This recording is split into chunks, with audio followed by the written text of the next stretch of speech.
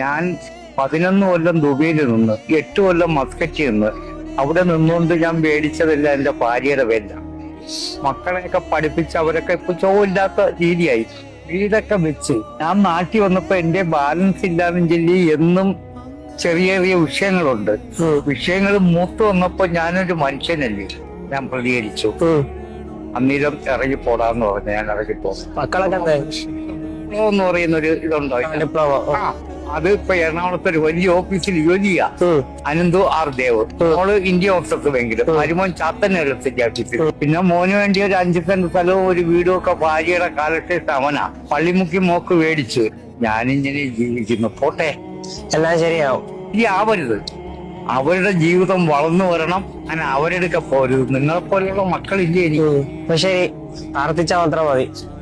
നാളെ അവർക്ക് ഈ ഗതിയോടെ വരാതിരിക്കട്ടെ. ഞാൻ ശവിക്കത്തില്ല, പാടില്ല.